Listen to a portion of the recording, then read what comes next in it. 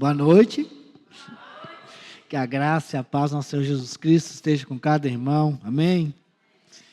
Já louvamos, já adoramos o nosso Deus, já conversamos com Ele, né? Já pedimos a Ele a orientação para o nosso estudo.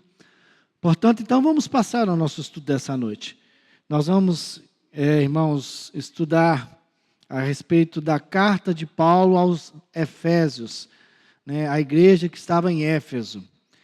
E que bom estarmos aqui nessa noite, reunidos como igreja, como corpo de Cristo. E o apóstolo Paulo, nessa carta, ele enfatiza isso muito sobre eu e você, sermos a igreja do Senhor, sermos o corpo de Cristo.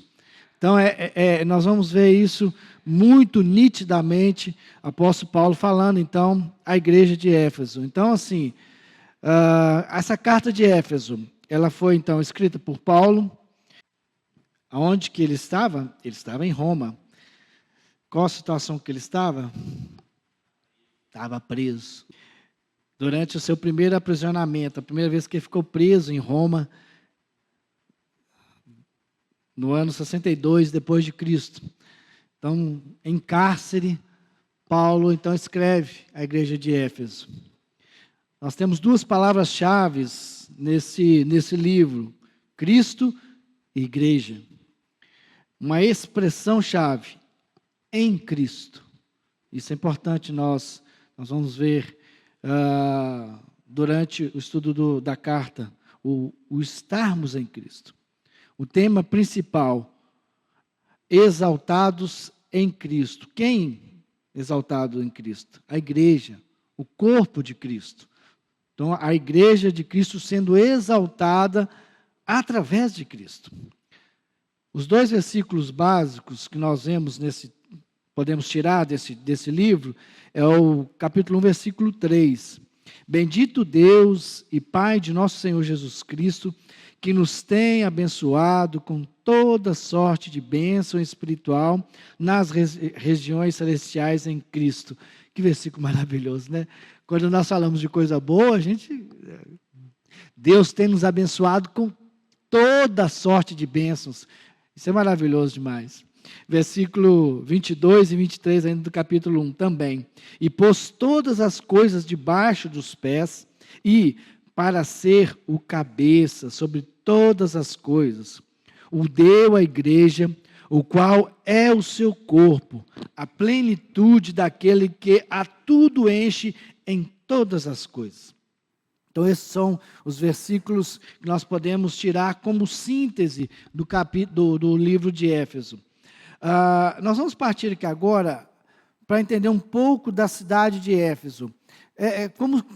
Nós já estudamos, quando na escola dominical, no Apocalipse, a carta às 7 igrejas, nós estudamos sobre a carta de João, né, em Apocalipse, a igreja de Éfeso deu uma pincelada sobre a cidade. Mais uma vez aqui ele começa, nós vemos aqui também o estudo, que é importante para a gente saber também, a questão da cidade de Éfeso, né, que era a capital da província romana da Ásia, a terceira maior cidade do Império Romano, e um importante centro portuário comercial. Nesta grande metrópole, aí agora vem o lado negativo da cidade. Encontrava-se o templo dedicado a Diana. E ele usa até uma expressão aqui, o escritor aqui do estudo, encontra-se lá o quartel-general de Satanás. Porque, irmãos, era muita... a palavra eu esqueci.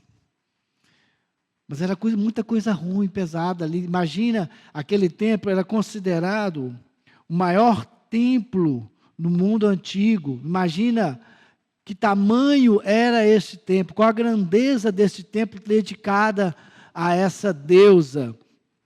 Então, assim, era uma das maravilhas da antiguidade, do mundo antigo. Então, assim, a cidade estava, dentro dela estava contida um centro ali muito grande de que distorcia a palavra de Deus. Era um centro, um lugar onde ia tudo de encontro negativamente ao que o cristianismo pregava. Então a igreja estava inserida dentro de uma cidade que estava realmente com tanta coisa ruim sendo divulgada, pregada ali no meio da cidade. E a igreja de Éfeso estava contido nesse contexto, né? A idolatria reinava naquela cidade. E a igreja, então, estava nesse contexto terrível de tanta idolatria, né? E o apóstolo Paulo, então, escreve a carta, então, aos irmãos de Éfeso ali. Em sua segunda viagem missionária, então, Paulo passou rapidamente por Éfeso. Isso nós vemos em Atos 18, versículo 19 a 21. Mas na sua terceira viagem, ele ficou lá em Éfeso por 3 anos. Então, ali o apóstolo Paulo pregou a mensagem do Evangelho em toda a sua plenitude. Então, assim, Paulo empenhou, né, em fazer um trabalho ali com base, devido à dificuldade que tinha na cidade. Paulo teve o cuidado de fazer um bom trabalho ali, porque também se não o fizesse, a igreja não sobreviveria, vamos assim dizer, né, dentro desse contexto tão terrível, né. Então, ali o apóstolo Paulo pregou a mensagem do Evangelho, e todos os habitantes da Ásia ouviram a palavra do Senhor. O ministério de Paulo ali em Éfeso foi tão efetivo, que até os artífices que produziam lembranças do templo de Diana se levantaram contra Paulo. Lá existia o pessoal que vivia do comércio das esculturas do templo. Imagine, como eu disse, né, era algo grandioso, e o pessoal, venha ver o templo de Diana. Então, isso lembra um pouco a questão quando a gente vai ali em Ouro Preto, né? As lembrancinhas, né, que a gente vê lá de igreja, os souvenirs, né? De igreja, de pedra-sabão, muito é dentro de pedra-sabão ou madeira, não sei. Você vê isso, né? Eu estudando aqui lembrei de Ouro Preto, falei assim, tem um contexto interessante ali, um paralelo interessante de Ouro Preto que vive disso, né? Desses produtos que remetem à questão do templo ali de Diana, e Ouro Preto assim também, dos templos, e coisas desse tipo lá. E em Atos 20, versículo 1, vai relatar assim, devido a esse problema aí da cidade ser tão voltada e ter esse comércio tão grande em cima desse templo da Diana, os artífices começaram a arrumar um problema com Paulo. Né? Em Atos 20, versículo 1, o pessoal começou apóstolo Paulo pregando lá, no capítulo 19, o pessoal começou a se levantar contra Paulo e os discípulos. Aí no capítulo 20, Paulo, então, fala assim, cessado o tumulto, Paulo mandou chamar os discípulos e, tendo-os confortado, despediu-se e partiu para a Macedônia. Ou seja, Paulo teve que praticamente sair corrido lá de Éfeso, porque o pessoal estava arrumando uma confusão com ele lá. Imagine, né, o apóstolo Paulo pregando, falou assim, olha, não é para vocês seguirem essa deusa, não, né? Aí, pessoas se convertendo, deixando de cultuar Diana, não querendo mais participar desse algo que era tão lucrativo para a cidade de Éfeso. Então, o pessoal viu o apóstolo Paulo como um problema. E aí falou, não, vamos dar um jeito.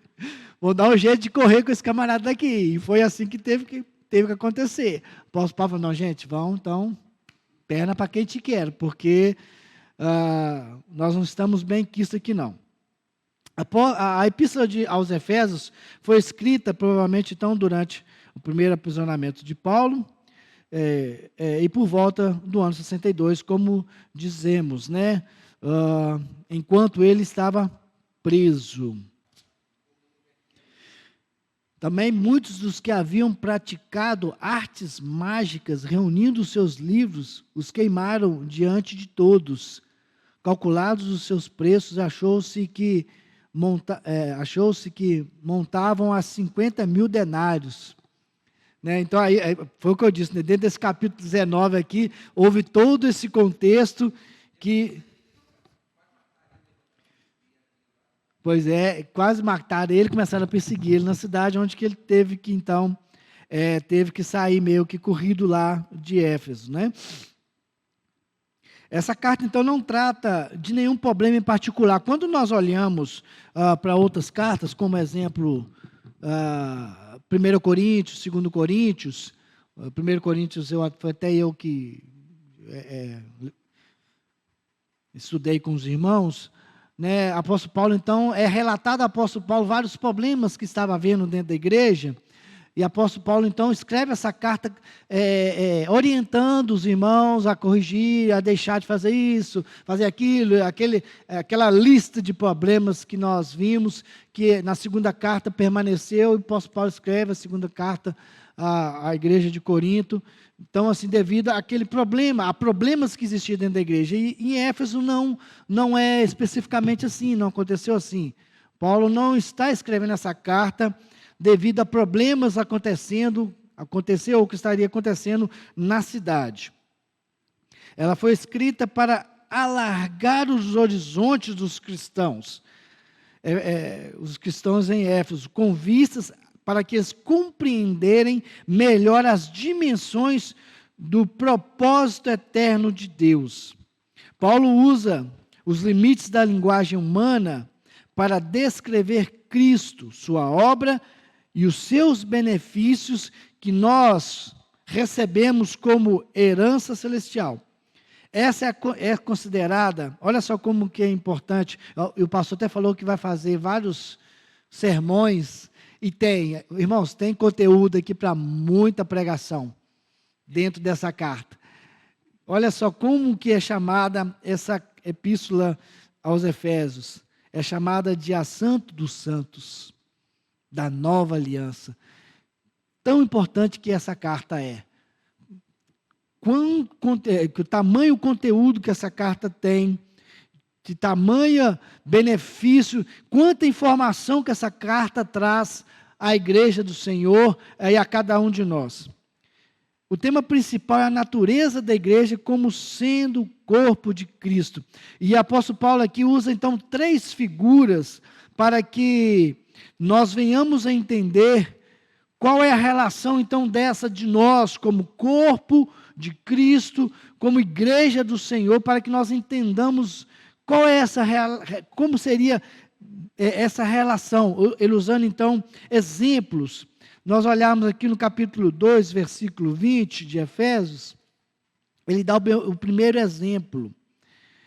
Edificado sobre o fundamento dos apóstolos, sendo ele mesmo Cristo a pedra angular. Então, o primeiro exemplo que o apóstolo Paulo traz para que nós consigamos visualizar em nossa mente, nós como igreja de Deus, através de Cristo, o que nós devemos entender? Que nós estamos sobre um edifício, sobre algo firme, a pedra angular, que é Cristo.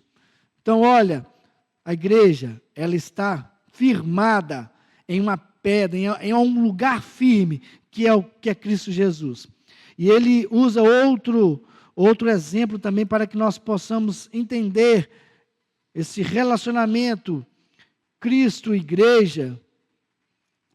Versículo 22 e 23 do capítulo 1.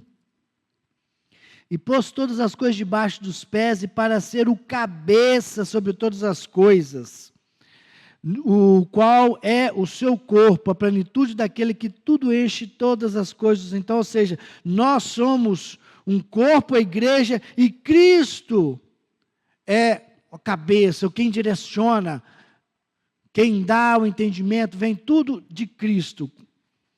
E um outro exemplo que ele dá é como a igreja sendo a noiva de Cristo. Está lá no capítulo 5, já é um texto maior, versículo 23 a 32, que nós bem conhecemos. Cristo, então, Deus então vai trazendo essa simbologia do casamento entre o marido e a esposa, relacionando paralelamente a igreja e Cristo, como um relacionamento entre o esposo e a esposa, nós, então, a igreja e Cristo ali, usando assim para que nós venhamos a entender, que a igreja venha entender esse relacionamento íntimo que deve haver entre a igreja e Cristo Jesus. Então, para Paulo, Cristo é tão extraordinariamente grandioso que nele, então, cabem pessoas de todos os povos, judeus e gentios. Isso era até difícil do povo entender naquela época, né? Os judeus, esse relacionamento, como pode os gentios fazer parte desse corpo? Como eles podem ser o povo escolhido também, que nós é que somos o povo escolhido. Então assim, e Cristo fala, não só os judeus, não são todos, os gentios também fazem parte desse corpo, dessa igreja separada. Então nessa primeira parte da epístola, vai nos falar sobre essa elevada posição que nós temos como igreja do Senhor, participante dessa igreja grandiosa e consequentemente, participando das bênçãos provindas de Cristo para a sua igreja. Então, isso é uma eterna e íntima união que nós temos com o Salvador através de Cristo Jesus. E essa expressão é chave em toda a epístola dos Efésios. E através dela, então, Paulo nos desvenda toda essa riqueza que nós temos através de Cristo Jesus como filhos de Deus. No capítulo 1, então, nós vamos ver aqui várias bênçãos que vêm da parte de Deus para nós, que fazemos parte dessa igreja, corpo de Cristo. Capítulo 1 ainda, versículo 3.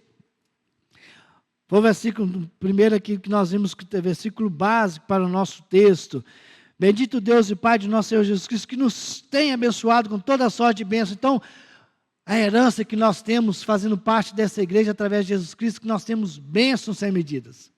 Herança vindo da parte de Deus, com essa união grandiosa da igreja de Cristo, da igreja de Deus unida com Cristo. Versículo 4, olha que bênção que temos também, que alcançamos através dessa união. Assim como nos escolheu nele, antes da fundação do mundo. Eleição, irmãos. Deus olhou para mim e falou assim, eu quero você, Rubens. Ô tranqueirão, eu quero você. Ele nos elegeu, nos escolheu. Por meu mérito? Não, muito pelo contrário. Então nós, como igreja de Deus, através de Cristo Jesus, temos mais essa bênção maravilhosa, a eleição. E o versículo 5, outra coisa maravilhosa, e nos predestinou para Ele, para o quê? A adoção. Ele nos escolheu e nos adotou. Irmãos, que bênção maravilhosa que temos como igreja de Deus, unidos com Cristo, recebendo essa bênção da eleição e da adoção. Versículo 6, para louvor da sua glória, que Ele nos concedeu gratuitamente no amado, ou seja, Ele nos aceitou como seu Filho, através de Cristo. Versículo 7, no qual temos a redenção, irmãos. O que é redenção? Redimir. Ele nos libertou, nos reabilitou, nos salvou, nós que estávamos como ovelhas para o matador, que fala a palavra do Senhor, a palavra de Deus nos fala que nós estávamos caminhando ali, Ele nos redimiu, Ele nos salvou, através de quê? Através dessa união, como igreja. Cristo é que faz isso. Versículo 7, então olha, para a remissão de pecados, nós só temos a remissão de pecados, os pecados perdoados através dessa intervenção de Cristo Jesus no meio da igreja, irmãos. Segundo a riqueza de sua graça, ou seja, A graça de Deus sendo sobre nossas vidas, como que isso acontece sobre nós, essa herança bendita dessa graça de Deus, através de Cristo Jesus.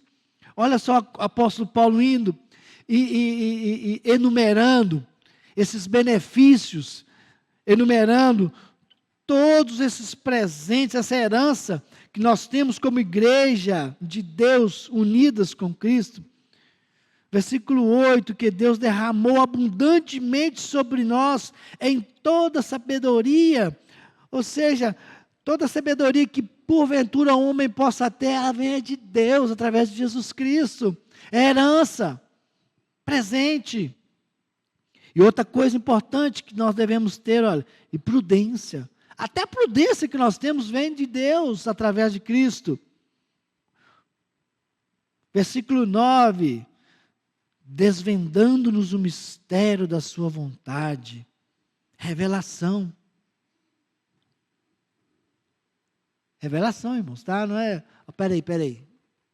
Não, toma cuidado, né? Peraí, Senhor revelou que agora, hein? Toma cuidado. Toda a revelação que nós temos da parte de Deus, através de Cristo, está aqui. Versículo 11. E nele digo, qual também fostes feito herança. Todos esses presentes, essa herança toda foi através de Cristo.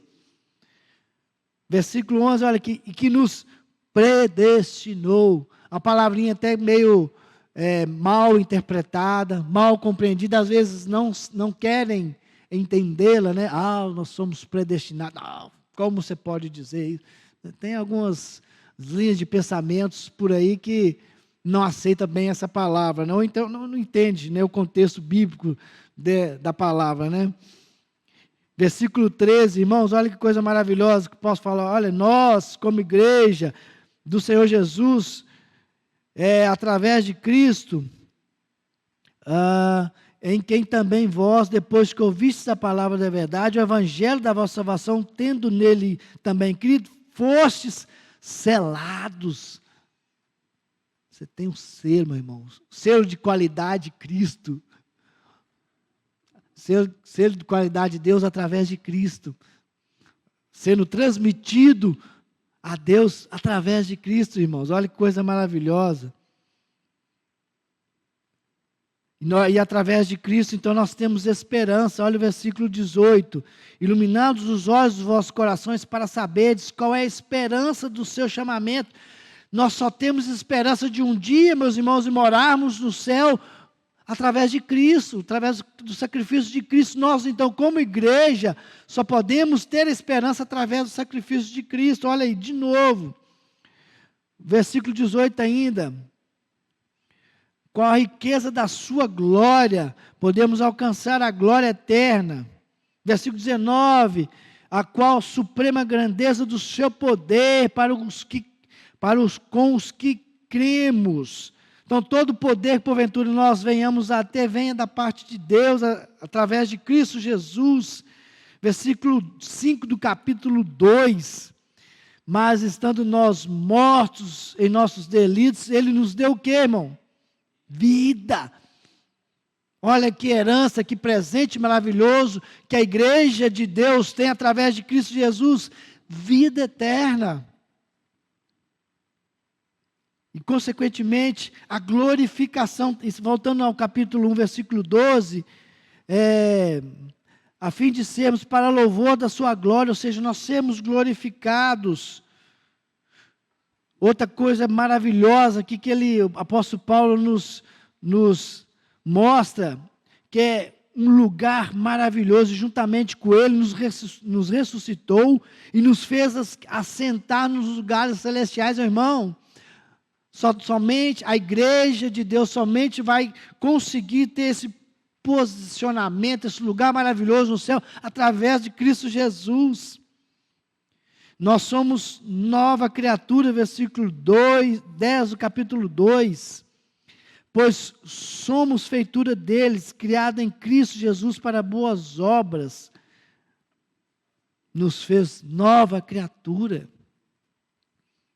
3, capítulo 12, olha que herança maravilhosa. 3:12. Naquele tempo estávamos sem Cristo, separados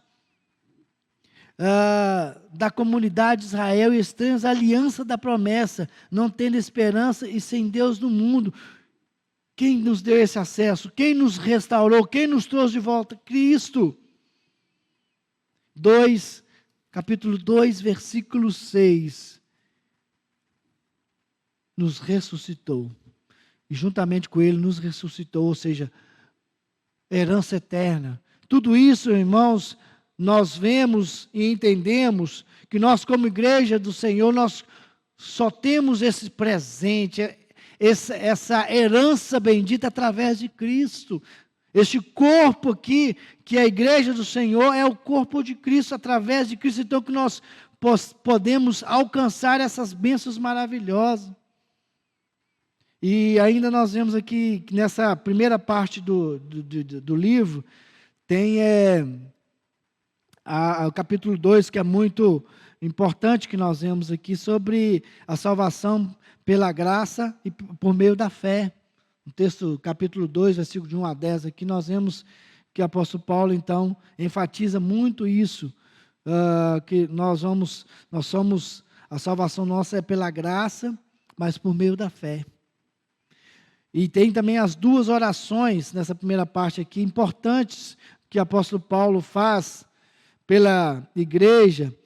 A primeira está no capítulo 1, versículo 15 ao 23, na qual que ele busca sabedoria e revelação espiritual no pleno conhecimento de Deus. Uma oração importante que ele faz aqui em favor da igreja, que a igreja busque isso, e depois ele faz ainda uma segunda oração no capítulo 3, buscando então poder, fé, conhecimento do amor de Cristo. Tudo isso aqui ainda está na primeira parte da divisão do livro de Éfeso. Mas Éfeso ainda tem uma outra divisão. Nessa segunda parte da epístola, depois então de revelar à igreja toda essa herança, todo esse benefício, todo esse presente que nós temos em Cristo, Paulo então fala sobre a maneira que nós devemos viver, como herdeiros de tamanhas bênçãos, herdeiros de tamanhos presentes, benefícios. Olha, também requer algum compromisso, requer algumas atitudes. É isso que Paulo falou assim: olha, gente, Cristo é maravilhoso, Cristo fez isso em favor da igreja, mas e nós, como igreja? Como deve ser o nosso comportamento? Então, na segunda parte agora do livro, o apóstolo Paulo, então, começa a orientar a igreja como deva ser o seu comportamento. Quais as atitudes que a igreja deveria ter. Como deveria ser, igual o capítulo 4, versículo 1, modo digno da vocação a que fosse chamado. Ou seja, vós que sois santos, eu os exorto a que tenham um comportamento digno de serem chamados igreja, corpo de Cristo. E que muitas das vezes, irmãos, nós não fazemos jus com comportamentos que não condizentes como membros deste corpo, como participantes dessa herança bendita. Às vezes nós entristecemos o nosso Salvador, entristecemos o Espírito Santo de Deus que está em nós, com comportamentos não condizentes, como igreja, corpo de Cristo.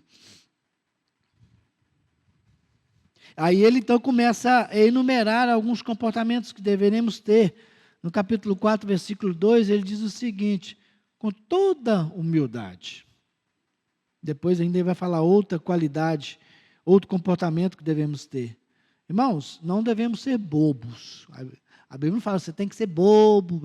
Não, devemos ser humildes. Então, assim, a humildade tem que existir no comportamento do corpo de Cristo, nós como membros deste corpo, como igreja do Senhor. E outro comportamento que diz, com toda humildade e mansidão. Às vezes, essas qualidades estão embutidas no fruto do Espírito, né? O mansidão. Irmãos, às vezes, né, o velho homem sobressai e às vezes esses comportamentos passam longe de nós, mas nós temos que nos atentar contra isso. E realmente, se vemos que estamos caminhando para um comportamento não digno de membros deste corpo de Cristo, vamos nos atentar contra isso. Então, Paulo está orientando a igreja, fala, olha, vós que fazem parte deste corpo, dessa igreja bendita, vamos buscar então ser mais humildes, mais mansos. No versículo 3, esforçando-vos diligentemente por preservar a unidade do Espírito. Irmãos, também a unidade do corpo de Cristo, ou seja, todos unidos. E às vezes, existem pessoas que parece que faz tudo para que essa união acabe, né, levantando contenda, briga, dissoluções, e esse não deve ser um comportamento de nós como igreja, corpo de Cristo. Temos que combater e não termos atitudes como essa. Versículo 5:2. Capítulo 5, versículo 2, e andar em amor. Irmãos, qual que é o maior sentimento de todos? É o amor. E o apóstolo Paulo então fala, olha, igreja, corpo de Cristo, andai como os filhos da luz, vivei em amor. Vivendo com discernimento deste mundo, capítulo 5, versículo 15. Portanto, vede prudentemente como andais, não como nécios, e sim como sábios. Então, olha, toma cuidado com o que está sendo ensinado por aí, tome cuidado com o seu comportamento, o que está sendo feito por aí, veja, analise, pense, haja prudentemente, discerne as coisas, ou seja, você tem que separar, o discernir, você vai separar o que você... Não, isso aqui está errado, não, o meu comportamento não pode descambar para esse lado. O discernimento vai te orientar nesse sentido, como deve ser o seu comportamento. E aí, na terceira parte do livro, nós vemos que Paulo, então, já que nós, como igreja, corpo de Cristo, que temos uma herança tremenda, benefícios enormes por fazermos parte deste corpo, e ele orienta, então, a nossa conduta agora e fala assim, olha, assim como a igreja está inserida num contexto terrível ali de idolatria, que a luta espiritual é grande, vocês devem se preparar para isso. Vocês devem se resguardar, porque a vida do cristão, o apóstolo Paulo fala que, olha, é uma luta, é uma batalha. E aí tem um texto que nós bem conhecemos, né, que fala lá sobre a armadura de Deus. O apóstolo Paulo, então, vem com essa simbologia, com essa analogia de um instrumento que é usado na guerra para mostrar aos cristãos, olha, vocês estão numa guerra espiritual. Assim como o soldado usa todos esses utensílios para se defender e para atacar também, que a armadura ela não está só para se defender, não, ela tem um utensílio também de ataque, que é a espada, tá? Que nós vamos ver. Então, ele usando esse exemplo, ele quis então mostrar para a igreja, falou assim, olha, vocês estão num contexto de luta, de guerra, portanto, vocês precisam estar preparados. Daí, usando a simbologia, vai lá, olha, o cinturão da verdade, a couraça da justiça, a preparação do evangelho da paz, o escudo da fé, o capacete da salvação, a espada do Espírito. Estou parecendo o pastor Felipe, né? Cantando a música.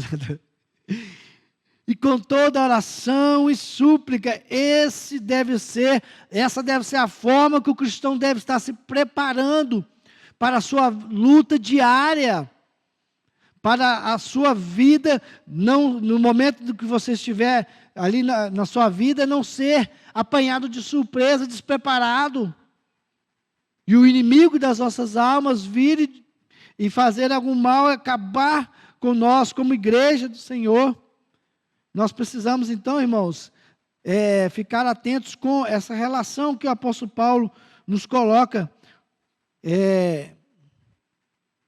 nesse sentido de nós entendermos que nós vivemos realmente numa luta tremenda e precisamos nos atentarmos contra isso, nos prepararmos para estarmos vivendo a vida digna da igreja, cristãos que somos, nos preparando para que não venhamos a envergonhar Deus como o Senhor da igreja, o Senhor das nossas vidas. Então, irmãos, finalmente, então, o livro de Éfeso, no livro de Éfeso, nós podemos ver claramente o plano eterno de Deus para a sua igreja, para as nossas vidas, que é, lá no versículo de 1 a 10, do capítulo 2, a salvação dos homens, pela graça, a reconciliação, então, entre judeus e gentios, mediante a cruz, formação de um único corpo de Cristo por meio dos cristãos, quer judeus ou quer gentios, a demonstração da uniforme sabedoria de Deus por meio deste corpo místico, às vezes que não é fácil de entender essa união, essa forma como a igreja é colocada entre Cristo e nós, e a convergência de todas as coisas em Cristo. No capítulo 1, versículo 10. Então, o apóstolo Paulo fala assim, olha, nós, igreja, devemos então convergir nele, em Cristo, na dispensação da plenitude dos tempos, todas as coisas, tanto do céu como da terra, ou seja, todas as coisas estão convergindo, estão direcionando, estão mostrando para Cristo. Então, eu e você, igreja do Senhor, estamos convergindo em Cristo Jesus. Então, o livro de Éfeso, ele tem nós podemos entender que ele tem duas divisões. A primeira divisão, do capítulo 1 ao capítulo 3, o apóstolo Paulo, então, traz uma visão doutrinária. A posição do cristão em Cristo, assentados nos lugares celestiais, a igreja universal, tanto judeus e gentios, são um em Cristo. E no capítulo 4 ao 6, uma segunda divisão, a parte prática. Então, na primeira parte, ele veio com o ensinamento, doutrina. Depois, na segunda parte, ele vem, então, com a parte prática, o comportamento. Então, tudo aquilo que eu ensinei a vocês, agora, olha, o comportamento nosso deve ser esse, na igreja, na vida moral, na vida social, na vida espiritual. Também pode ser feito uma segunda, entender de uma outra forma, a divisão do livro de Efésios também em duas partes. De 1 ao 3, o que Deus fez por nós na pessoa de Cristo. E do capítulo 4 ao 6, como então devemos viver a vida cristã por causa do que Deus fez por nós. Então dá para entender também essa segunda divisão do texto. Irmãos, eu gostaria então de encerrar o nosso estudo dessa noite, deixar um versículo com os irmãos, do capítulo 5, versículo 2. Não, versículo 1. 5, versículo 1. Pequenininho. O apóstolo Paulo então fala com a igreja. Sede, pois, imitadores de Deus, como filhos amados. Irmãos, sejamos imitadores de Deus, como filhos amados de Deus através de Cristo. Essa orientação de Paulo para a igreja é a orientação que eu gostaria de frisar para os irmãos nessa noite, que nós possamos realmente sermos imitadores do nosso Deus, como igreja amada, como corpo de Cristo, como participantes dessa herança grandiosa que nós vimos aqui, essa lista de benefícios, de grandiosos presentes que Deus traz à vida da sua igreja. Vamos então nos atentar a isso. Vamos ser imitadores do nosso Deus, como filhos amados. Amém, irmãos? Ninguém gostaria de completar mais alguma coisa? Vamos orar ao Senhor. Graças te rendemos, Deus, pelo privilégio, pela bênção, pelo presente que o Senhor nos concedeu, Pai, de fazermos parte dessa igreja maravilhosa, deste corpo maravilhoso. Através de Cristo Jesus, o Senhor nos proporcionou isso. Muito obrigado, ó Deus. Sabemos, ó Deus, que não é por merecimento nosso, é pela graça bendita, pelo presente maravilhoso que o Senhor concedeu a cada um de nós através de Cristo Jesus. Oh Deus, muito obrigado. Nessa noite, nós nos maravilhamos, nós nos alegramos por, mais uma vez, nós nos lembrarmos o Deus maravilhoso que o Senhor é, o Deus grandioso que o Senhor é, se importar conosco, tão pequenos, tão falhos que somos, o Senhor tem, ó Deus, olhado para nós com teu olhar de misericórdia, mandou o teu Filho amado, Deus, ali naquela cruz morrer por nós, por essa igreja, ó Deus, que somos nós, agora a igreja amada do Senhor, nós somos amados pelo Senhor. Muito obrigado, ó Deus, por esse amor grandioso que se estende a cada um de nós. Deus, nós adoramos, exaltamos, glorificamos, Deus amado, o nome santo do Senhor Jesus. Ó Deus, e leva-nos de volta aos nossos lares, guardados, protegidos pelo Senhor. Dê-nos, ó Deus, uma bênção, uma noite de bênção, de descanso. E, ó Deus, se o dia de amanhã nos pertencer, possamos, ó Deus, despertarmos, ó Deus, com os nossos corpos descansados, alegres, felizes pela noite que o Senhor nos deu. Muito obrigado, ó Deus, por tudo. Dispensa sobre nós a tua bênção, a tua graça e a tua proteção. Ó Deus, é no nome de Jesus, para a glória do Senhor que oramos. Amém.